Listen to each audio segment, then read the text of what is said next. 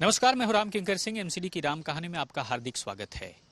दरअसल कई बार कहा जाता है कि अगर किसी के साथ कोई स्थिति लगातार बुरी होती है तो हर बार उसकी किस्मत को रोया जाता है और ये कहा जाता है कि इसकी तो किस्मत में ही लिखा हुआ है। दिल्ली की जैसा भौगोलिक स्थिति है और साथ ही साथ जैसे सैंडविच की तरह कई एजेंसियों के बीच में बैठी हुई दिल्ली है, साफ तौर पर इससे कई बार दिल्ली वालों को परेशानी होती है। यही वजह है कि हर बार राजनीतिक पार्टियां इस मुद्दे को चुनाव के वक्त भुनाती हैं और ये कहती हैं कि डबल इंजन की सरकार होगी, यानी दिल्ली में जिसकी सरकार है उसी की ही दिल्ली नगर निगम में एमसीडी की सरकार होगी। और साफ तौर पर आपको याद होगा कि जब पिछले साल 4 दिसंबर को एमसीडी का चुनाव हुआ था, तब लगातार हर राजनीतिक पार्टी, आम आदमी पार्टी, बीजेपी और लगातार कह रही थी, कांग्रेस ऐसी स्थिति में नहीं थी कि जब डबल इंजन की सरकार होगी नगर निगम में तो साफ तौर पर वारे न्यारे हो जाएंगे।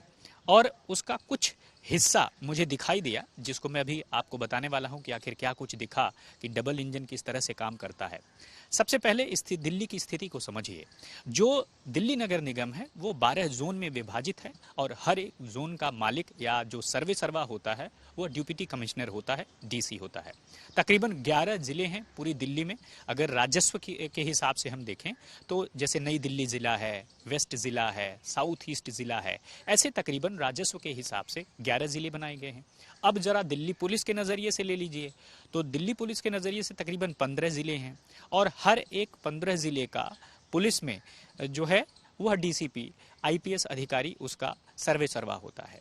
और अगर आप राजस्व की तरफ से जाएंगे तो आपको हर एक ज़िले का जो मालिक है वो जिलाधिकारी डीएम होगा। अब सवाल यही उठता है कि आखिरकार जब कोई मीटिंग की बात आती है तो कितना यह कोऑपरेट करते हैं।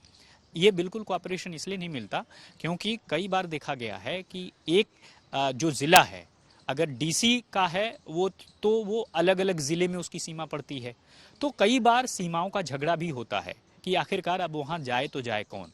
तो इससे पार पाने के लिए लोग क्या करते हैं, वहाँ पर जब स्थिति होती है तो किसी जूनियर रैंक के अधिकारी को या जूनियर रैंक के किसी शख्स को उस मीटिंग में भेज दिया जाता है।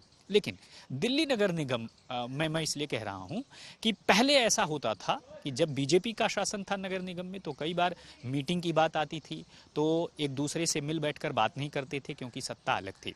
इस बार जो मैंने देखा कि डॉक्टर शैली ओबेरॉय और साथ ही साथ जो दिल्ली सरकार के तमाम वरिष्ठ अधिकारी थे और खासकर आतिशी ने बाकायदा मीटिंग ली और साफ तौर से मिल करके काम हुआ। सिर्फ एजुकेशन के मामले में ही नहीं बल्कि अलग अलग सड़क सफाई के मामले में भी कई सारे नीतिगत फैसले लिए गए। अब ये होना भी ज़रूरी है क्योंकि आम आदमी पार्टी ने चुनाव में यही वादा किया था और गारंटी के तहत जो उन्होंने दिया था साफ तौर पर यही वो सारी चीज़ें हैं। तो कम से कम मुझे लगता है कि जब ये राजनीतिक लड़ाई अब 15 साल बाद ख़त्म होती दिख रही है तो ऐसे में अब दिल्ली वालों का फ़ायदा कुछ इस तरह से होगा क्योंकि यहाँ पर अब मल्टीप्लिसिटी ऑफ एजेंसीज़ का जो काम है वह नहीं नज़र आएगा क्योंकि दिल्ली सरकार, दिल्ली नगर निगम में जो है एक ही सरकार है। तो हो सकता है मिल बैठकर ऐसे काम करें जिससे कि दोनों का उद्धार हो जाए।